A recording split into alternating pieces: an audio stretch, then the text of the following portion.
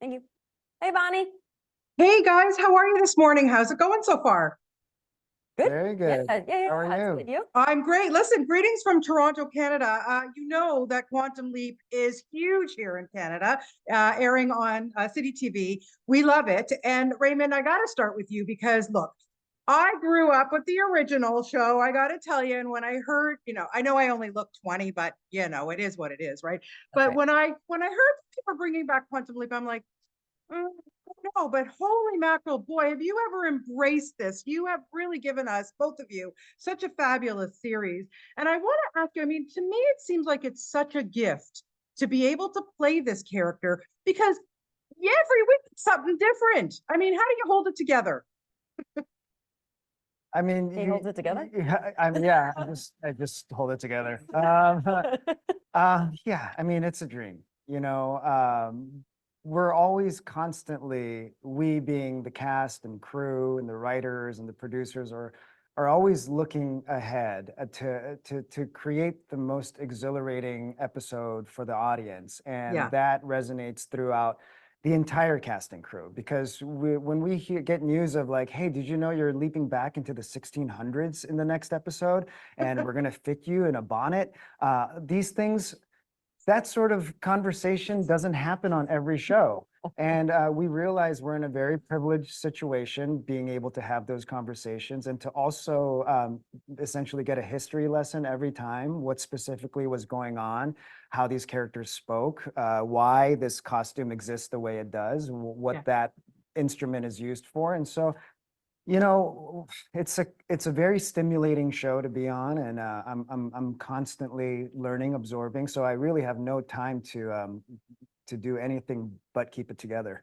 Yeah. Well, If I you're can doing a add good to job. this, because Yes, Raymond's please. constantly Please. going to be too humble, is that it takes an incredibly special. I think fans of the original, right? Scott Bakula is a special actor. He is magnetic. He is effortlessly empathetic. Yeah. And there's something about him that feels like he wants to do the right thing, which is why the show worked. And that's a huge weight to try and replace. And what is so great is that Ray has that, but it's in his version. Right. And so I don't think this show would have worked without Raymond Lee, because you need somebody who can do that, who can fight for the right thing, even against all odds, but do it in a way that doesn't feel put upon or like it's a burden. And he does that. And so, this show doesn't exist without Ray. And I'm going to say it because he never would.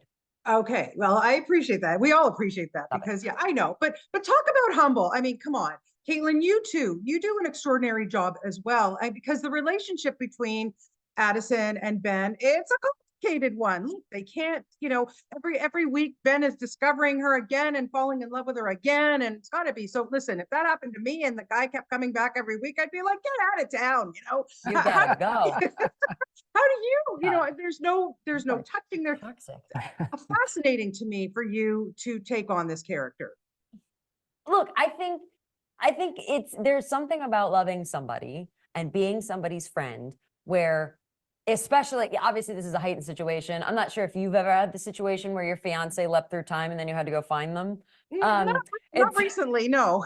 Not exactly. Yeah. But I think anyone can understand the feeling of having a loved one that's lost, that's going through a time in their life that they're lost, or they're in the wind. And sometimes being an anchor for somebody isn't always the most glamorous or fun or thankful job, but it's the right job. And I think that's what makes Addison still work, because at the end of the day, she's going to stand there and be like, yeah, but I'm still going to show up for him until we get him home. And, this season, obviously there's more things thrown at us, and we get to discover more of the friendship side of what it means to be there for somebody, which is really cool. Yeah, it really is. Okay, we have to talk about this mid-season finale because holy mackerel, you guys got to go to Egypt. I mean, Ray, can you just give me a little bit of insight into what fans can expect from this episode and how complicated or crazy was it to shoot there? Whatever complications there were really kept away from us. You know, of course it's hectic. Of course the communication's an issue. You know, the trailers aren't what we're used to, and you know, technical Oh, the difficulties. world's tiniest violin, my friend. Yeah, anyway. I know. Yeah, yeah. Of course that exists. But okay, okay. I'm gonna lean further into that. Let me paint you a picture of our cast holding. No. No, but I mean, you know, I don't even know what I was talking about. To sit at the foot of the Sphinx Yeah, as being our cast holding position, and to be afforded the luxury of getting bored of such a situation, you just have to think about all the kind of planning that was required for us to be this comfortable in this situation, and to think like, wow, this is maybe an opportunity that we can continue to do if we do this successfully, which will only make the scope of the show bigger. So the excitement that was felt and being able to accomplish that was just the excitement of like, what else can we possibly do? yeah. Caitlin, you want to add to that? Just, you know, what fans, maybe a little tease, what we can expect? Oh, I mean, it's the biggest episode we've ever shot. It's an emotional turn of the season for multiple characters. You're going to see us what we're going to do to launch through season 2. And I really do think, like Ray said, like this is what Quantum Leap can be, right? It has the scope to be this big adventure series while also having these deep, complex, relatable characters to ground yourself in. That's what's special about this version of the show. And I hope we get to do it for a very long time. Yeah, I and hope so. we're Go ahead. yeah, no, and like I think Caitlin and I are both trying to skirt around what's going to happen in that Yeah. episode, because Ex- we just want the audience to watch, because 100%. we would give a lot away. Mhm. Well, we don't want you to. That's the joy of being able to watch us. And just to wrap it up real quick, okay, Ray, now that you're a pro into leaping into time periods, is there a time period that you would really love to discover if you had the opportunity to do it in real life? Love to discover. So You know, go back something I into haven't lived through. yeah, something you haven't lived through, or just some really dive into a certain era, perhaps. You Or, know, you know, it would be outside of America though.